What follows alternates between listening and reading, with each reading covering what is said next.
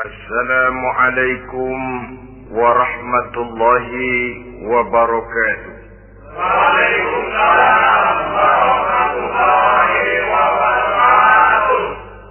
Bismillahirrahmanirrahim. Alhamdulillahi rabbil alamin.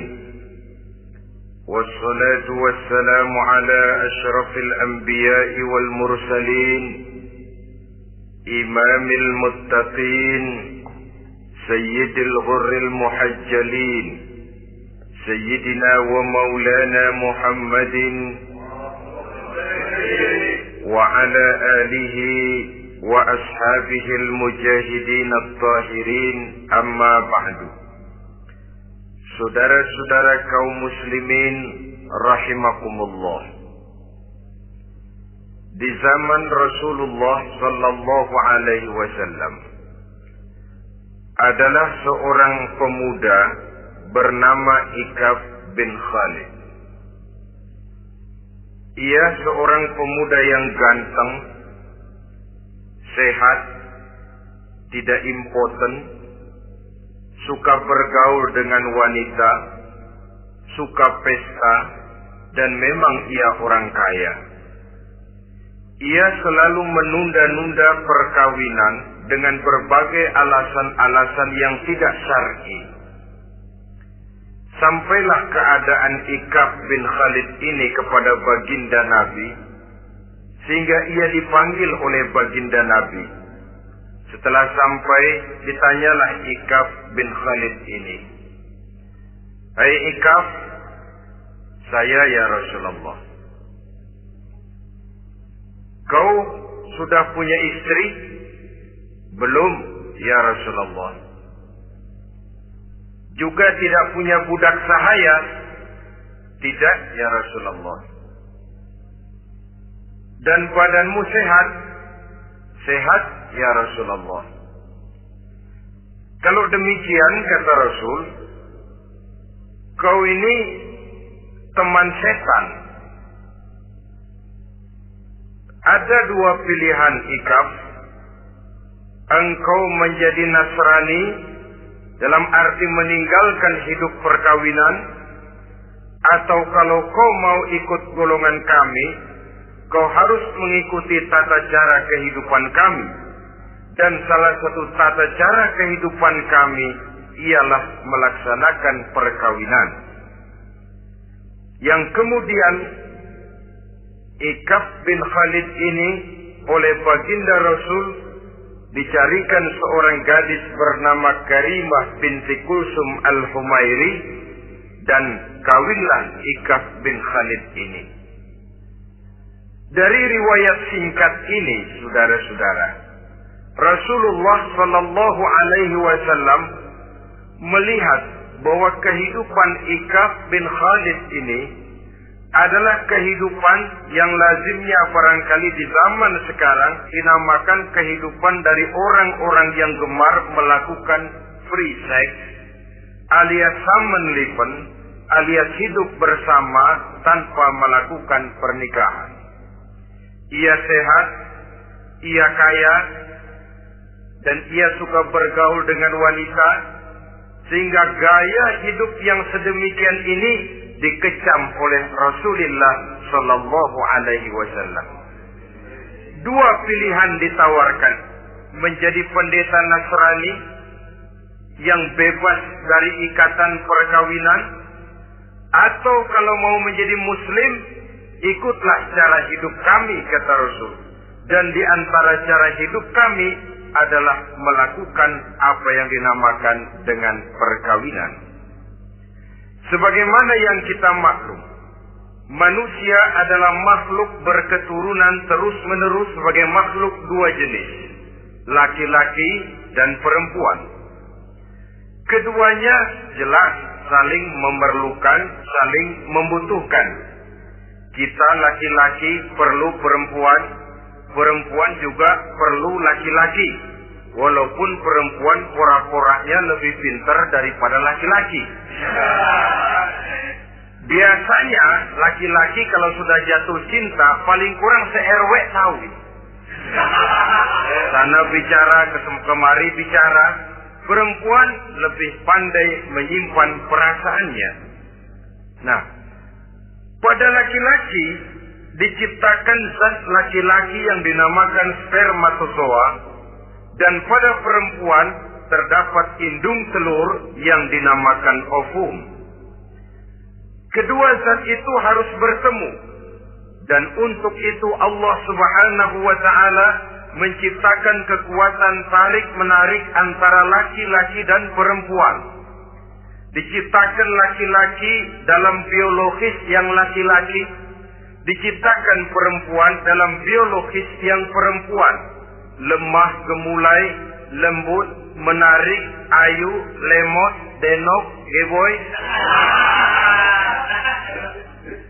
Diciptakan magnet yang merupakan kekuatan tarik-menarik antara laki-laki dan perempuan. Dan bila ada persesuaian, maka akan terjadilah persatuan tubuh yang disebut koitus.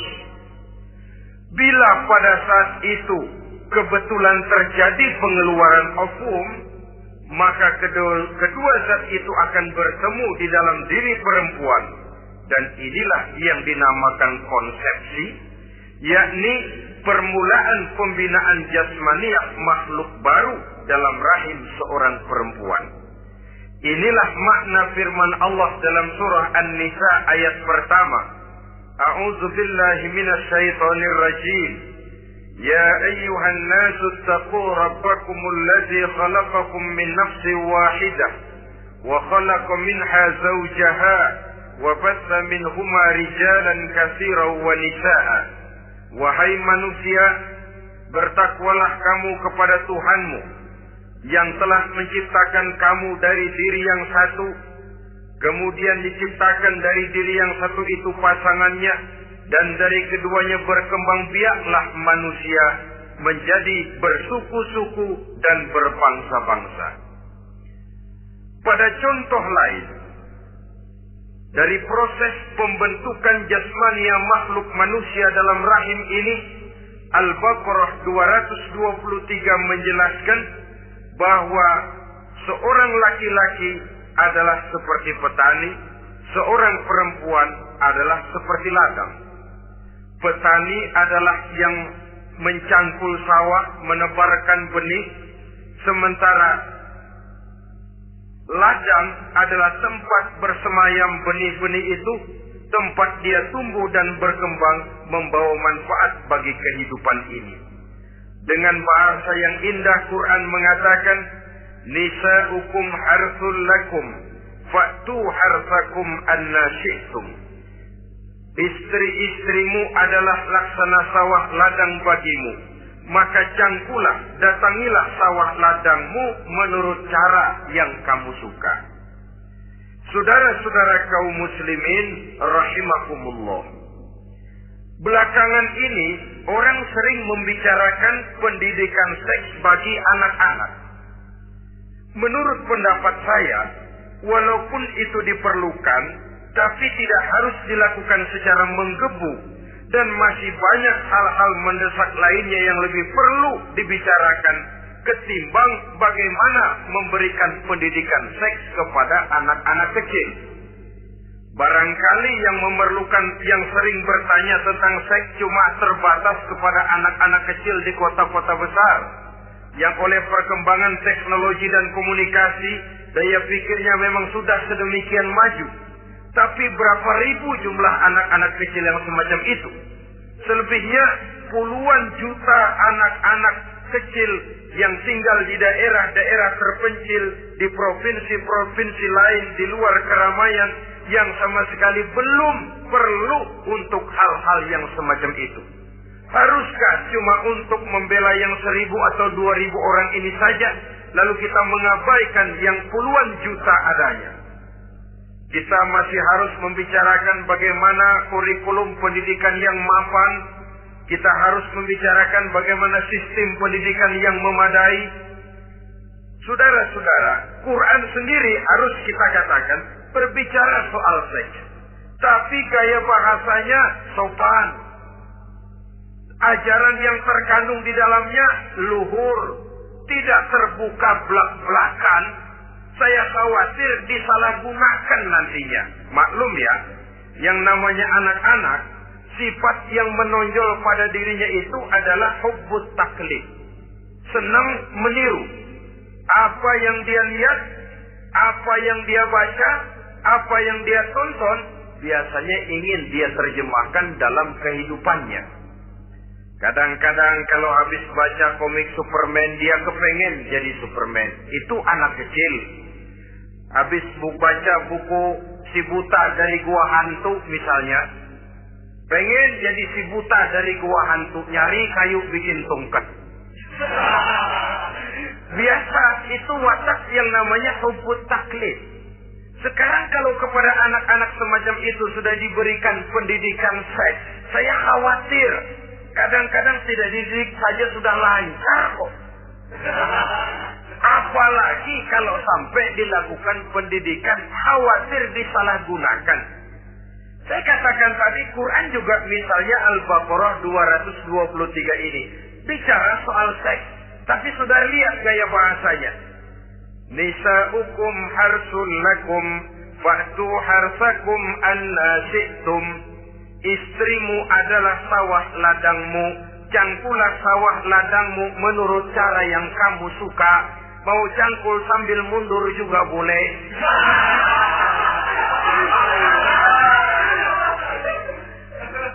Teknik mencangkul terserah kita, asal yang dicangkul sawah ladang sendiri. Jangan sawah ladang orang lain dipaculin, marah yang punya. Kita lihat di sini betapa dalam gaya bahasa yang sopan Al-Quran berbicara soal ini. Saudara-saudara kaum muslimin rahimakumullah, kesenangan melakukan hubungan seksual digerakkan oleh satu energi, oleh satu kekuatan dalam diri manusia yang dinamakan insting seksual atau libido. Dan libido merupakan energi yang terbesar dalam tubuh manusia. Ini harus disalurkan. Sebab kalau tidak, bahaya. Saudara tahu bahaya itu lebih bahaya dari yang bahaya. Pakai tasdid ya, bahaya. Insting seksual apabila tidak disalurkan bisa menimbulkan berbagai macam gejala-gejala yang bisa mengganggu kesehatan diri atau mengganggu lingkungan. Nah, Islam tahu itu. Islam pun tidak ingin menghilangkan nafsu. Islam memberikan legitimasi penyaluran libido, penyaluran insting seksual melalui pintu yang disebut nikah. Dengan demikian, nikah merupakan pintu legitimasi untuk manusia di dalam ia menyalurkan insting seksualnya atau libidonya atau kecenderungan untuk melakukan hubungan seksual. Tetapi saudara-saudara, oleh karena yang dinamakan nikah tidak cuma berisi hubungan seksual, tapi juga berisi tanggung jawab dan kewajiban, berisi hak dan pengertian, berisi ketenangan dan sebagainya, maka orang pada umumnya biasanya ingin mencari resiko yang lebih ringan. Hubungan seksnya mau, nikahnya ogah. Sebab apa? Karena nikah itu tidak cuma merupakan hubungan seksual saja. Ya, ia harus berisi tanggung jawab. Ya, ia berisi hak dan kewajiban. Ya, ia berisi pengertian. Ya, ia berisi penyantunan sandang, pangan, perlindungan, dan lain sebagainya. Orang lalu mengambil jalan pintas. Sehingga terjadilah kecenderungan gaya hidup yang disebut Samen Leven, yang berangkat dari free love untuk kemudian mengarah kepada free sex. Hidup bersama tanpa diikat dengan tali pernikahan. Akhirnya apa? Kalau dirasakan cocok, ya terus. Kalau nggak cocok, ya bubar. Tidak ada satu ikatan spiritual. Kalau demikian halnya, maka manusia belum terlalu jauh nilainya daripada makhluk bernama binatang, yang penyaluran insting seksualnya tidak perlu diikat dengan pintu yang bernama nikah. Orang ingin mengambil jalan pintas, potong kompas, mau enak lalu tidak mau resiko. Hubungan seksualnya mau, tapi kemudian pernikahannya tidak mau. Akibatnya pada satu segi prostitusi. Saudara tahu prostitusi, pelacuran meningkat. Perkara apa latar belakangnya itu bukan soal kita, tetapi kemudian terjadilah proses yang dinamakan prostitusi, atau kalau tidak terjadilah pergaulan bebas di dalam kehidupannya. Saudara-saudara kaum muslimin rahimakumullah, Islam pada hakikatnya memberikan alternatif. Sehingga Nabi mengajarkan dalam satu hadis, ya ma'syarus sabab, wahai para pemuda, man istata'a minkumul ba'at, barang siapa di antara kamu mampu memberi nafkah. Ba'at di sini diartikan nafkah. Nafkah apa? Nafkah zahir, nafkah batin. Itu arti ba'at. Hai para pemuda, siapa di antara kamu yang sudah sanggup memberikan nafkah, baik zahir maupun batin, hendaklah dia melakukan perkawinan. Jangan lupa ini. Manistata'a minkumul ba'at, yang mampu memberikan nafkah, baik zahir maupun batin, hendaklah dia melakukan perkawinan. Kadang-kadang ada juga anak muda nekat banget. Main berulung aja. Gak nengok kiri, gak nengok kanan. Tidak memahami yang namanya ba'at. Ba'at ini nafkah zahir. Nafkah zahir itu apa? Ya sandang, ya pangan, ya perlindungan. Nafkah batin itu apa? Ya kasih sayang, ya pengertian, ya termasuk di dalamnya melakukan hubungan seksual. Kalau itu cuma dasar itu, rasanya mah setiap kita mampu. Tapi kan tidak cuma itu yang jadi modal bagi satu perkawinan. Siapa di antara kamu yang sudah mampu memberikan nafkah, hendaklah dia kawin. Fa illam yastati', tetapi apabila dia tidak mampu memberikan nafkah itu, fa alaihi bisyam, hendaklah dia melakukan puasa. Sebab apa? Puasa ini esensinya kemampuan mengendalikan hawa nafsu. Umpamanya, ada pemuda, badannya sehat,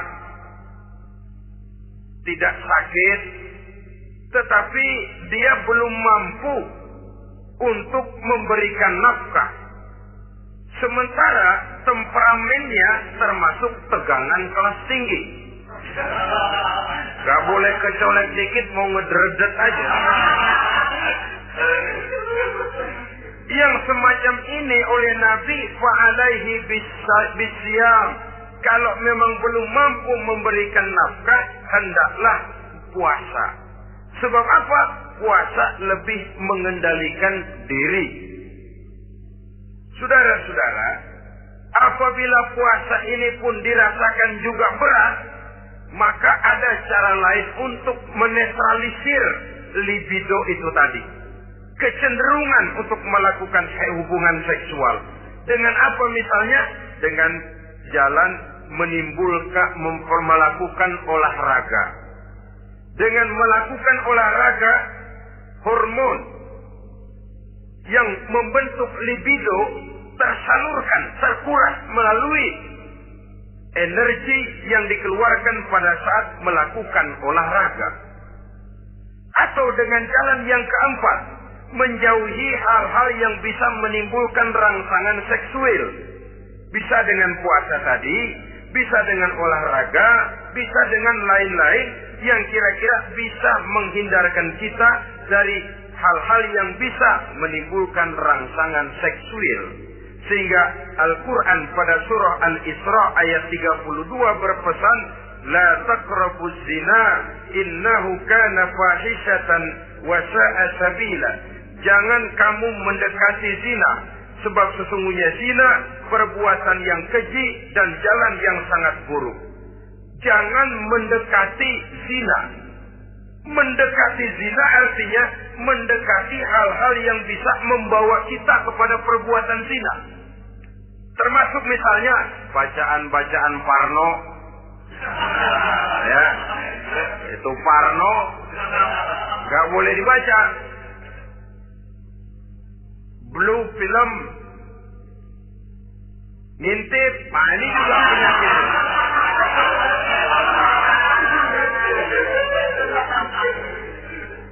Itu termasuk dalam larangan la taqrabu zina. Jangan kamu mendekati hal-hal yang bisa menyebabkan kamu jatuh kepada zina. Kalau itu didekati, besar kemungkinan kita akan terperosok ke dalamnya. Sehingga pepatah bilang, kalau takut jatuh ke sungai, jangan main di pinggir sungai. Kalau takut ombak, jangan berumah di tepi pantai. Kalau takut jatuh kepada zina, jangan mendekati hal-hal yang bisa membawa kita kepada perzinahan. Nah, saya merasa prihatin bahwa dimanapun di dunia ini, modernisasi, kemajuan sering membawa proses pergeseran nilai. Cepatnya arus komunikasi. Apa yang terjadi di Amerika hari ini bisa kita tahu hari ini. Apa yang terjadi di Eropa hari ini bisa kita saksikan hari ini. Proses komunikasi yang sedemikian canggih membawa dampak proses pergeseran nilai dalam diri dan kehidupan manusia. Akibatnya, dia banyak tahu, dia banyak melihat, dia banyak mendengar. Kalau dia tidak punya filter, dia akan mudah terhanyut oleh nilai-nilai yang menggeser dia dari tuntunan ajaran agamanya. Maka dengan demikian saudara-saudara, Islam memberikan legitimasi terhadap penyaluran insting seksual melalui pintu yang disebut nikah. Dan Islam mencela apa yang disebut Samenleben, free love atau free sex alias hidup bersama tanpa melakukan pernikahan. Apa yang akan terjadi dalam kehidupan ini apabila manusia bergaul sebebas-bebasnya tanpa terikat lagi oleh norma dan kaidah kehidupan beragama? Sudah cukup banyak korban bergelimpangan dari arus yang namanya pergaulan bebas dengan dalih new morality, kebudayaan moral baru yang terlepas dari bimbingan kehidupan beragama. Saudara-saudara kaum muslimin rahimakumullah. Dulu zaman kakek kita itu kalau pacaran, saudara-saudara, biasanya yang laki di luar, yang perempuan di dalam. Paling-paling pagar dibolongin. Ya, orang dulu itu kan rumahnya pakai pagar toh.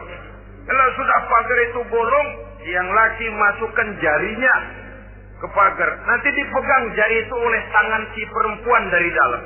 Cuma beradu tangan doang. Endahnya bukan main.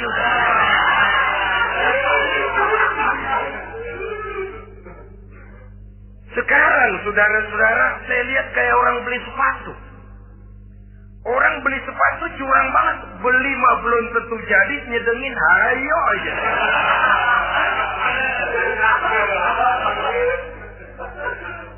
Iyalah, kalau sepatu barangkali disedengin sih nggak ada bekasnya. Kalau anak orang disedengin, Allahu Akbar. Ya sedang sih sedang.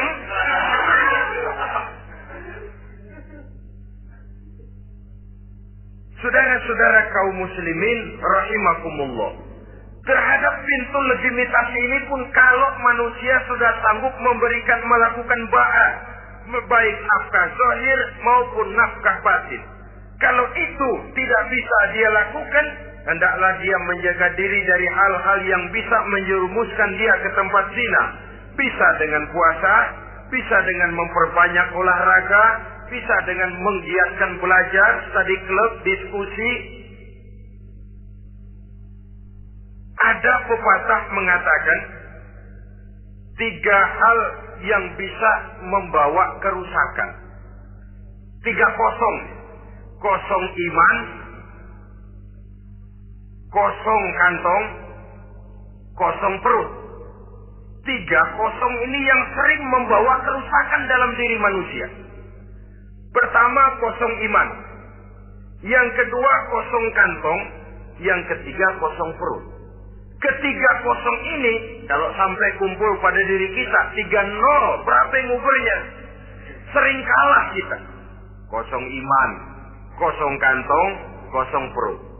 Maka motif dari berbagai macam kejahatan umumnya karena 3 kosong ini. Orang bisa jatuh ke tempat zina, bisa jatuh kepada korupsi, bisa jatuh kepada perampokan, pencurian, dan berbagai macam perbuatan negatif. Pertama, kosong iman. Kalau sudah kosong iman, ini kosong yang paling berbahaya. Dia tidak ada lagi yang ditakutin. Polisi, ya apa selamanya polisi mau nongkrongin dia. Kalau sudah kosong iman, ini sudah tidak ada lagi norma yang diindahkannya. Yang kedua, kosong kantong. Orang kalau kosong kantong, mudah gelap mata. Bawaannya udah was-was uringan. Kosong kantong. Yang ketiga, kosong perut. Kosong perut ini lapar, kemiskinan maksudnya, bisa membuat orang jadi jahat. Bisa membuat orang menjadi pelacur. Bisa membuat orang jadi koruptor. Bisa membuat orang jadi penjahat. Itu motifnya karena kosong perut. Dari 3 kosong ini yang paling berbahaya sesungguhnya kalau orang sudah mengalami kosong iman. Perut kosong, kantong kosong, tapi iman penuh, masih ada rem. Ya. Kantong kosong, perut kosong, iman kosong juga, jebol, bablas sudah. Tidak ada rem lagi dalam kehidupannya. Hampir segala macam motif kejahatan yang terjadi di pentas dunia ini umumnya karena 3 kosong ini tadi. Karena kosong iman. Sekarang ini kan pergaulan bebas bukan semata-mata karena orang lapar, bukan karena orang perlu uang, tapi kadang-kadang ada karena memperturutkan hawa nafsu. Kalau sudah ke sana, kosong apa itu? Kosong iman. Ada tante-tante girang, ada om-om senang, ada macam-macam lah. Kurang duitkah mereka? Cukup. Laparkah mereka? Kenyang. Apa yang kosong? Kantong penuh, perut penuh, iman yang kosong. Maka terjadilah proses yang namanya penyimpangan-penyimpangan seksual dari pintu legitimasi yang sudah diberikan oleh agama tadi. Kadang-kadang iman juga tertekan karena perut, persoalan ekonomi, atau karena memang kosong daripada kesibukan-kesibukan lain. Kosong kantong, motivasi ekonomi, ini seluruhnya bisa menjadi motivasi utama dari terjadinya berbagai macam penyimpangan. Karenanya Islam memberikan pintu legitimasi lewat jalan yang disebut nikah. Sehingga Nabi mengajarkan, hai para pemuda, siapa di antara kamu yang sudah mampu memberikan nafkah baik zahir maupun batin, hendaklah dia melakukan perkawinan. Sebab sesungguhnya perkawinan lebih memelihara pandangan, lebih memelihara kehormatan diri. Dari segi pandangan lebih terpelihara, dari segi kehormatan diri juga lebih terpelihara. Diberikan legitimasi lewat pintu yang halal bernama nikah. Kalau sudah didapat dengan cara yang halal, menikmatinya pun enak. Tetapi sesuatu yang didapat dengan jalan haram, menikmatinya pun gak enak, saudara-saudara. Celingak-celinguk. Contoh yang paling dekat, kucing aja kucing. Kucing ya, kalau memang ikan boleh nyolong dia curi di dapur ikan itu. Makannya nggak tenang dia. Matanya rata plotos. Ada kaleng jatuh, lari kencang bener dia. Rupanya kucing sendiri tahu kalau yang dia makan itu barang curian. Tapi kalau ikan kita yang kasih itu ikan, kucing gledek bunyi, anteng aja dia. Kenapa? Dia tahu benar ikan yang dia makan itu ikan yang didapat dari pemberian orang, resmi, formal, sah. Begitu juga hubungan seksual ini. Kalau resmi diikat dengan tali pernikahan, orang tenang-tenang saja. Tenang, aman, ayem, tentram. Tapi kalau yang nyolong-nyolong, lihat tidak? Setelah dibopun pisang. Mana nyamuk gede-gede banget. Berusak, berusuk. Hansip lewat kabur dia. Padahal hansip malah lagi ronda. Tapi ada semacam perasaan bahwa ini belum waktunya. Itu yang tidak bisa mendatangkan ketenangan dalam menikmati hubungan seksual itu tadi.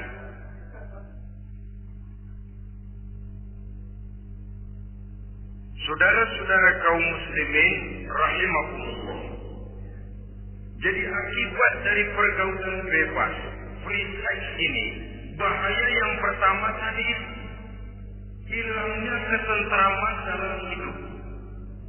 Mungkin orang lain tidak tahu, hansip nggak lihat, orang tua bisa kita bohongin, tapi ketentraman, was-was, apalagi kalau kita merasa bahwa ini akan menimbulkan suatu akibat, entah dalam bentuk nantinya terjadi kehamilan, si laki-laki juga tidak tenang, khawatir kalau nanti dituntut, si perempuan juga setelah melakukan pergaulan bebas itu hilang ketentraman hidupnya. Apalagi kalau dia harus kehilangan sesuatu yang sangat berharga dalam kehidupannya, kegadisan katakan, keperawanan katakanlah begitu, sesuatu yang semestinya dijaga dan dijunjung tinggi. Tapi kadang-kadang memang cinta, inilah yang namanya cinta. Sehingga cinta itu katanya buta. Kalau sudah buta, apa saja terasa jadi indah, apa saja diserahkan. Akibatnya mahkota yang paling berharga sering hancur berantakan sebelum pada waktunya. Akhirnya ketentramannya hilang. Hidupnya gundah, gelisah. Pada mulanya memang dia tidak merasa cerah, segalanya menjanjikan dan menjanjikan keindahan. Tapi setelah proses pergaulan itu terjadi, dia kehilangan kegadisannya, si pemuda rasa, si gadis pun gelisah. Apa yang dia tunggu? Jangan-jangan.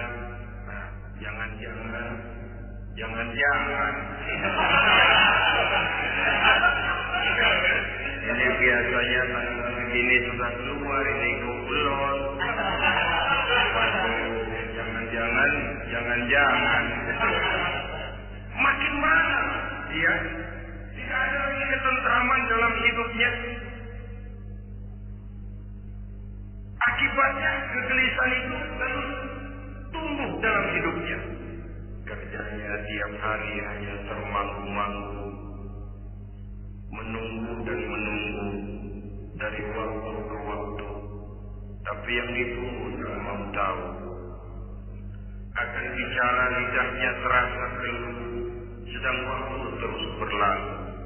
Hatinya terasa pilu, bagai diiris dengan sembilu. Mau keluar rasanya malu. Salah elu.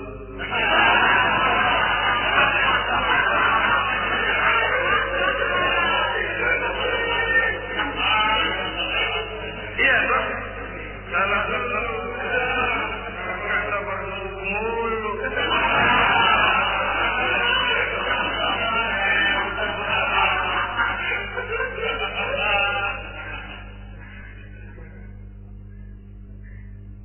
Bacalah surat-surat kabar berapa banyak sudah gadis-gadis bergelimpangan jadi korban Berapa banyak sudah bayi-bayi yang lahir ke dunia ini tanpa tahu kemana dia harus memanggil bapak. Apakah deretan jumlah korban ini masih harus terus bertambah dan bertambah? Dengan dalih modernisasi, dengan dalih kemajuan zaman, dengan dalih kebebasan pergaulan, dengan dalih emansipasi, lalu menginjak moral yang seharusnya kita junjung tinggi-tinggi, sampai kemudian merendahkan harga diri kita sebagai manusia. Hilangnya ketentraman dalam hidup. Bahaya yang kedua dari pergaulan bebas ini, berjangkitnya penyakit kelamin. Penyakit yang saudara-saudara tentu tahu tidak sanggup raja namanya. Raja singa. Barangkali sekarang saudara suntikan penicillin, boleh jadi. Barangkali sudah ada pil KB yang bisa mengatur saat orang melakukan saat orang menstruasi, boleh jadi. Tapi alat-alat itu memang kalau disalahgunakan bisa merangsang terjadinya pergaulan bebas. Terjadinya penyakit kelamin. Pada lain segi, saudara lihat saja, sering dicontohkan kalau pagi-pagi PLN bikin pengumuman nanti malam listrik akan mati total seluruh kota. Wah, tahu kita ini nanti malam listrik bakalan mati. Pagi-pagi sudah beli baterai kita, masukin baterai ke dalam baterai. Dari pagi sampai sore itu baterai kita sorotin terus, padahal masih siang. Apa yang terjadi? Nanti maghrib datang, malam tiba, nyorot lagi, tersoak baterainya. Kenapa? Lantaran dari pagi sepanjang siang disorotin terus, belum waktunya baterai nyempret terus. Begitu malam, tersoak, nggak terang lagi. Sama saja, kita juga begitu. Belum nikah, dipakai terus. Mumpung masih siang nyorot terus. Itu nanti kalau sudah malam masuk pintu pernikahan, baterai kita soal. Mau nyorot lagi, remuk-remuk. Udah nggak punya daya begitu masuk pintu pernikahan, menyelam-nyelam.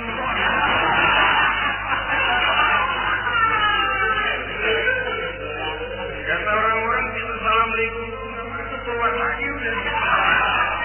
Permisi doang.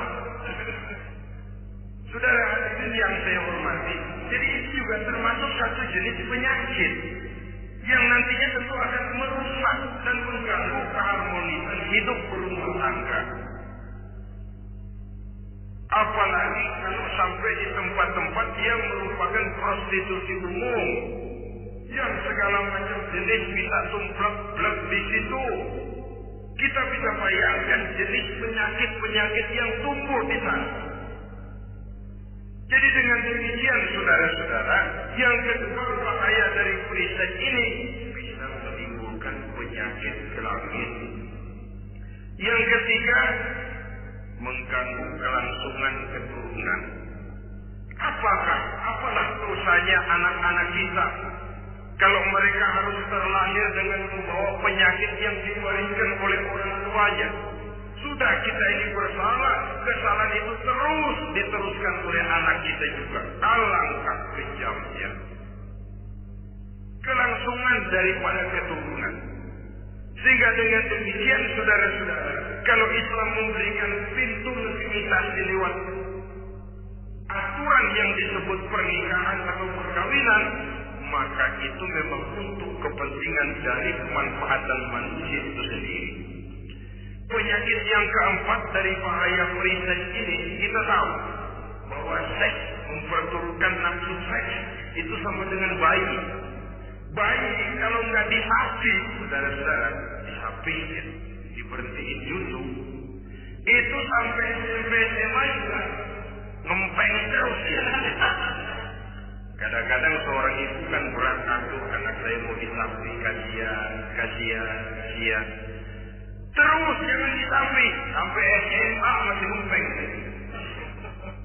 Nafsu itu kalau diperturutkan tidak diblokir, ya terus dan terus. Umumnya nggak ada orang yang nggak ketagihan kalau sudah melakukan hubungan seksual. Sehingga ada orang terlambat nikah, ketika ditanya bagaimana kamu nikah, nyesal kenapa? Mau enak dari dulu aja.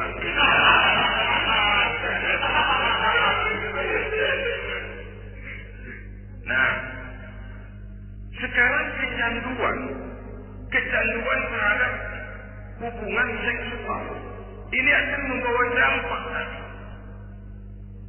Pertama, dia lari ke tempat prostitusi kalau ada uang. Andai kata pun dia kaya, ini jelas mengganggu ekonomi rumah tangganya, setidaknya ekonomi keluarganya. Kalau dia sudah termasuk orang kaya, dia bisa melakukan perbuatan negatif. Sepatunya dia jual dulu, celananya digade dulu, lalu dia melakukan pamannya.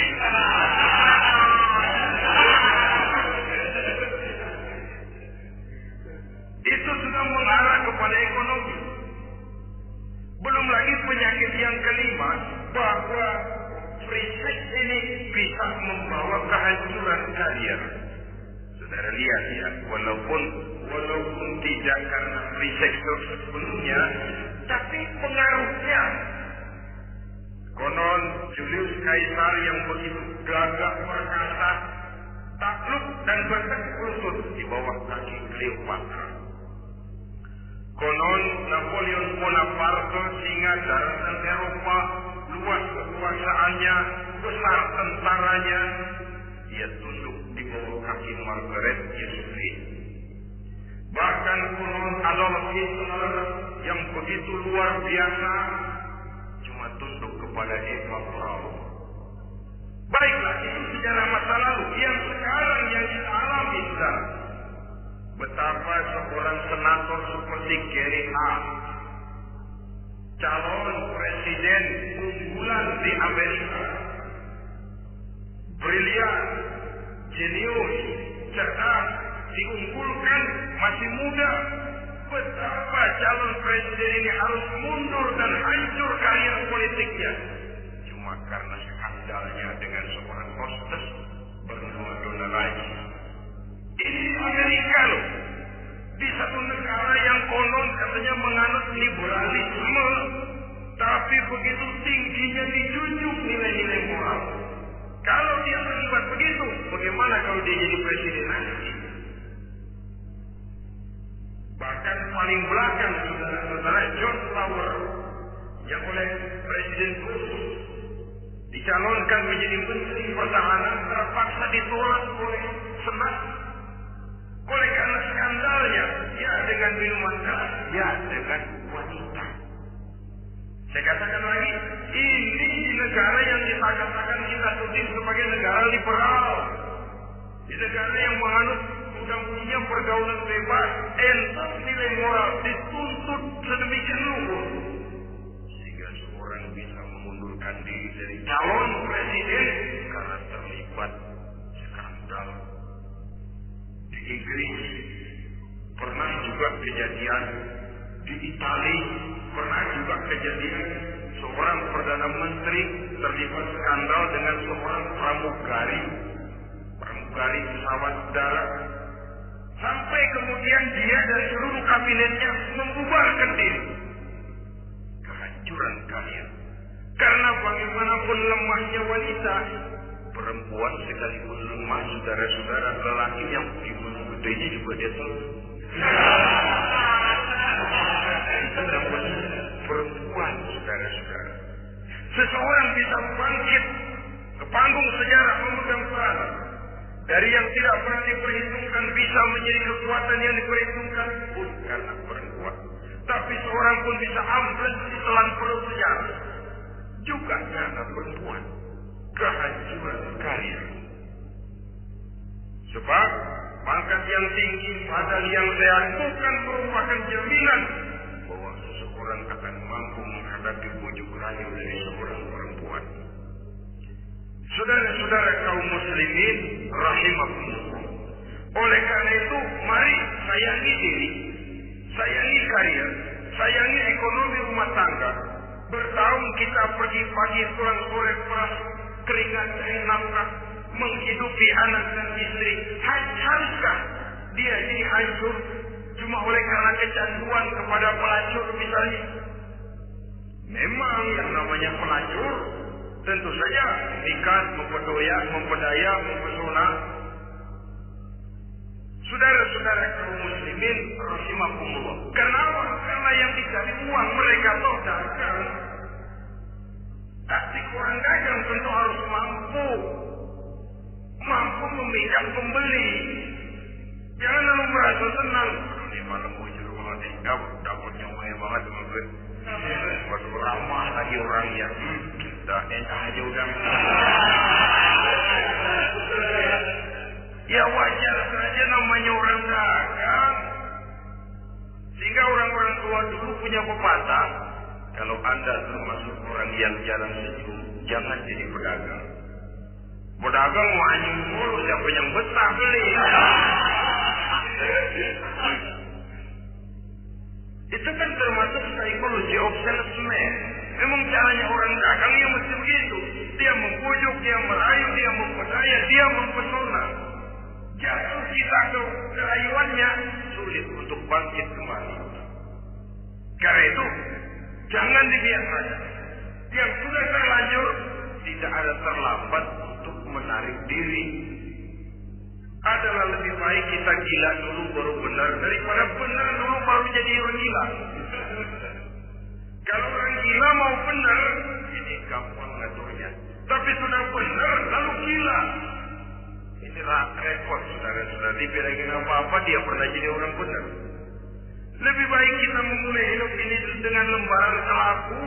Kalau pada akhirnya kita bisa mengganti dengan lembaran-lembaran putih, daripada kita mulai dengan lembaran putih kalau akhirnya jadi kelaku. Yang paling baik tentu putih sejak lembaran pertama sampai kepada lembaran terakhirnya. Saudara-saudara kaum muslimin rahimakumullah. Lalu selain zina, apa penyimpangan seksual itu? Ya, penyimpangan yang umum yang tidak dilakukan oleh sepasang suami istri dinamakanlah dia dengan zina. Tapi kadang orang mencari jalan lain untuk menyalurkan insting seksualnya itu. Ada misalnya dia puasa ngedoyan, budek seharian kagak makan, capek. Olahraga, tidak suka olahraga. Sementara tegangannya tegangan tinggi. Baca buku yang parno, senang.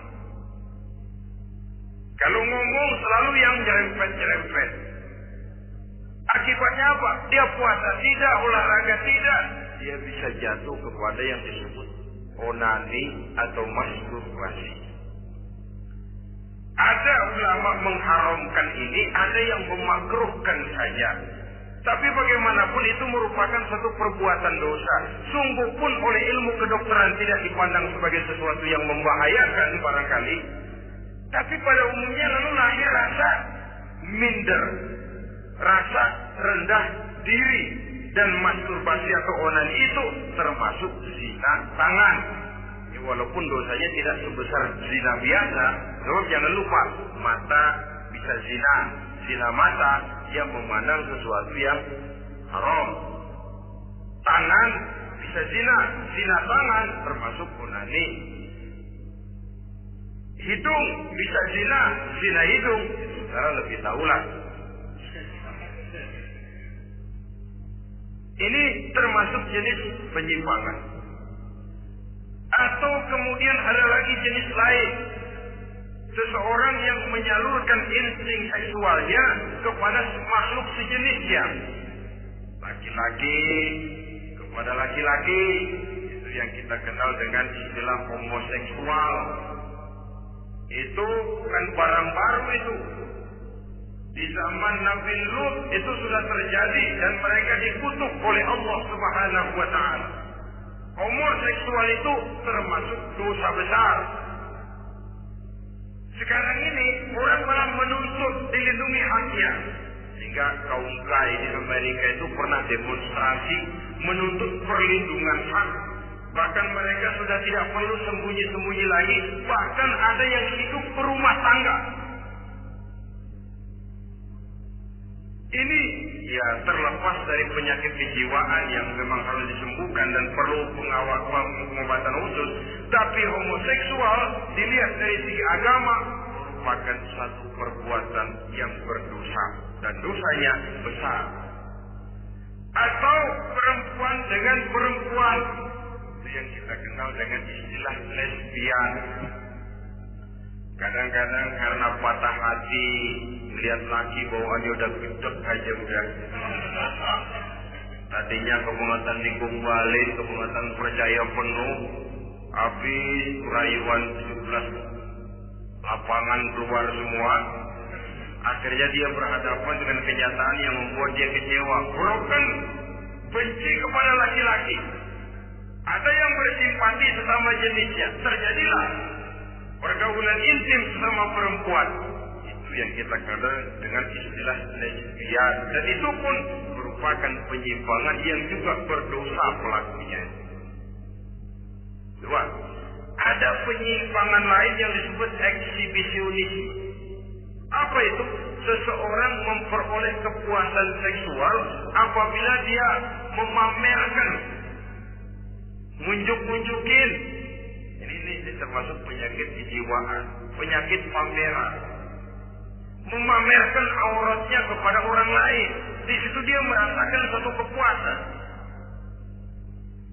Jangankan memamerkan ya, dalam artian memperlihatkan. Melihat begitu saja sudah bukan perbuatan yang baik, apalagi sampai memamerkan.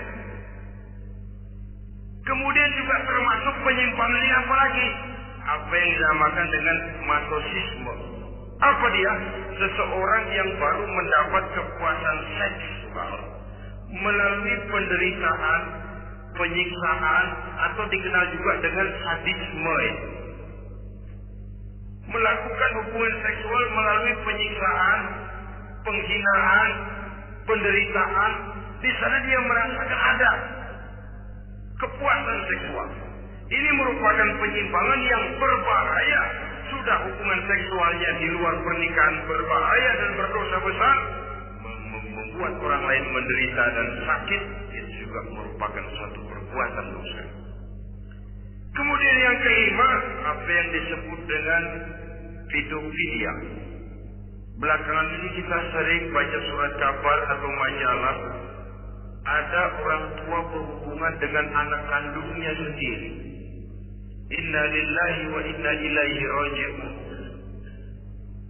Ini bapak moyangnya dosa. Sudah zinanya dosa dilakukan kepada anak kandung sendiri. Bahkan pernah 2 orang anak kandungnya masih SMP digarap sekaligus oleh bapak kandungnya sendiri. La haula wala quwwata illa billah. Sudah kayak apa hati orang tua? Anaknya sendiri, bapak moyangnya dosa. Penyimpangan seksual sampai hati seorang bapak bergaul dengan mempergauli. Bahkan kalau mempergauli barangkali meninggal, memperkosa anaknya sendiri, anak kandungnya yang dilahirkan oleh istrinya. Itu yang dialami. Saudara-saudara kaum muslimin rahimakumullah. Begitulah memang makin maju zaman, makin canggih teknologi, makin canggih juga kriminalitas di dalam dunia ini. Namun seperti kita maklum, polisi punya satu teori. Kejahatan bisa terjadi karena 2 faktor yang dinamakan faktor N dan K. Niat dan kesempatan. Niat ada, kesempatan tidak ada, sulit untuk berbuat jahat. Kesempatan ada, niat tidak ada, tidak jadi orang berbuat jahat.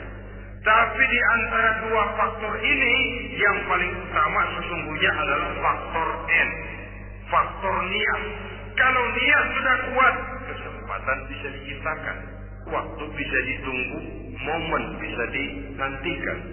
Tapi kalau niat yang tidak ada, bagaimanapun banyak kesempatan, kita tidak akan mungkin untuk bisa melakukan kejahatan, karena faktor niat itu yang tidak ada.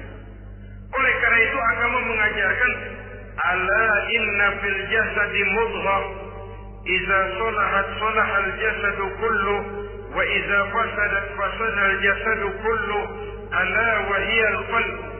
Ketahuilah bahwa dalam tubuh manusia ada segumpal daging. Jikalau daging itu baik, seluruh tubuh akan menjadi baik. Jikalau daging itu rusak, seluruh tubuh akan menjadi rusak. Ala wa hiyal qalbu, ketahuilah bahwa daging itu tidak lain adalah hati. Jadi kalau tubuh manusia ibarat satu kerajaan besar, yang menjadi raja adalah hati. Seluruh anggota badan yang lain merupakan prajurit yang hanya tunduk kepada komandosan hati. Bila hati baik, seluruh anggota tubuh dan panca indera akan menjadi baik. Tapi bila hati rusak, maka seluruh anggota tubuh akan melakukan kerusakan. Tangan akan melakukan kerusakan. Kaki akan berjalan ke tempat yang rusak. Lidah akan membicarakan yang rusak. Mata akan memandang yang rusak. Telinga akan mendengar yang rusak. Dan selanjutnya, karena hati memang sudah kotor. Maka bicara soal hati, artinya bicara soal niat. Bicara soal niat, kaitannya erat dengan faktor keimanan. Oleh karena itu, di tengah kemajuan zaman, kesempatan bisa diciptakan. Yang jadi kendali dan kendala utama daripada kita terjerumus melakukan kejahatan, tidak lain adalah faktor iman adanya.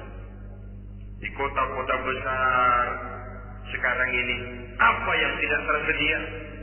Sejak dari minuman keras sampai kepada perjudian, sampai kepada pelacuran, baik yang berterang-terangan maupun pelacuran yang terselubung dan terhormat. Sejak dari kelas koran sampai kelas hotel bintang 5, sejak dari kelas di pinggir lapangan sampai kelas di motel-motel mewah dan mahal, sejak dari kelas murahan sampai kelas super fit dan lain sebagainya. Ini seluruhnya merupakan fasilitas kehidupan yang kita harus pandai memilah dan memilih dan punya filter dalam kehidupan. Allah Subhanahu wa ta'ala memberikan pilihan. Alam naj'al lahu 'ainaini wa lisanan wa syafatayn wa hadainahu najdain. Bukankah kami ciptakan bagi manusia itu dua mata, satu lidah, dua bibir. Wa hadainahu najdain, dan kami berikan mereka petunjuk dengan dua jalan. Manusia, ini jalan kanan, ini jalan kiri. Jalan kanan kau tempuh akan sampai ke surga. Jalan kiri kau tempuh akan sampai ke neraka.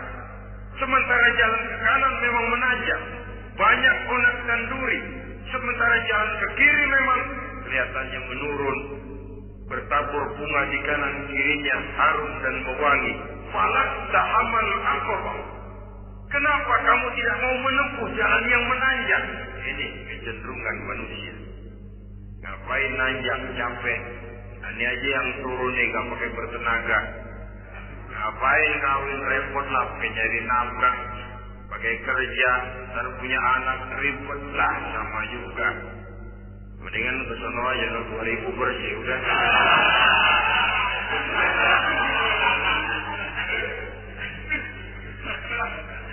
Falak tahammal aqabah. Mengapa kamu tidak mau menempuh jalan yang nampaknya menanjak ini? Padahal di ujungnya menanti pancaran sinar kebahagiaan. Kau turuni jalan yang kelihatannya menurun ini, padahal di bawahnya menunggu jurang kehancuran yang sangat teramat dalam.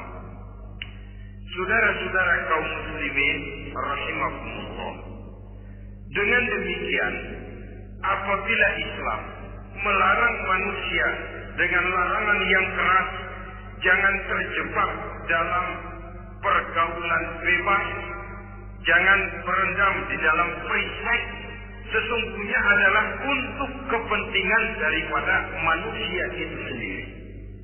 Untuk martabatnya sebagai makhluk yang mulia tetap terjaga, ketenangan dan ketentraman hidupnya tetap terpelihara, jauh dari segala macam penyakit kelamin yang bisa membahayakan dirinya dan keturunannya, membawa kemantapan dan kemapanan di dalam ekonomi, dan juga jenjang karir yang dititinya, jenjang karir yang ditempuhnya. Taruh kata tidak menanjak, tapi juga tidak menurun. Sekurangnya dia bisa mempertahankan apa yang sudah diperolehnya itu. Ad-dunya mata' wa khairu mata'iha al-mar'atu salihah. Dunia ini memang kesenangan, mata, perhiasan, dan perhiasan yang baik adalah perempuan yang soleh. Perempuan yang soleh yang tidak hanya memberikan kenikmatan jasmani, tapi juga memberikan ketentraman rohani, yang diikat dengan satu tali formal yang dinamakan dengan pernikahan atau perkawinan. Sah baik menurut agama juga menurut negara. Kita bisa menikmati kecenderungan insting seksual tadi dalam satu nada yang tenang, aman, tentram, memberikan kebahagiaan, kepuasan zahir dan batin.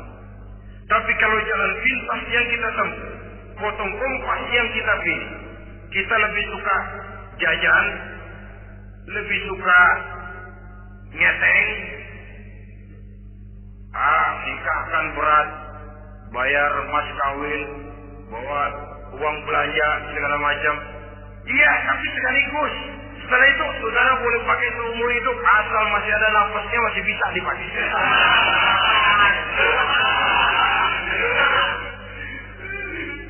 Tapi apabila potong kompas tadi, jajan yang kita tempuh kelihatannya memang ringan, 2.000, ya mendingan dikit 5-10 ribu, atau kalau sudah kelas bisa ratusan bahkan jutaan, sekali, 2 kali, 3 kali. Kalau dihitung-hitung, bangkrut gak karu-karuan kita. Maka agama ini diturunkan untuk kepentingan manusia guna membawa kebahagiaan hidup sejak dari dunia sampai ke akhirat. Kepada adik-adik remaja, para pemuda, jika sudah mampu memberikan nafkah, laksanakanlah pernikahan atau perkawinan. Jika belum mampu, maka jauhilah hal-hal yang dapat menimbulkan rangsangan seksual. Boleh dengan jalan berpuasa, memperbanyak olahraga, menggiatkan study club, diskusi dan sebagainya, sehingga kita selamat dari arus pergaulan bebas yang akan merendahkan martabat kita sebagai manusia. Inilah yang kita bicarakan pada pertemuan kali ini. Terima kasih atas segala perhatian. Mohon maaf atas segala kekurangan. Usikum wa nafsi bitaqwallah. Wassalamualaikum warahmatullahi wabarakatuh. Waalaikumsalam.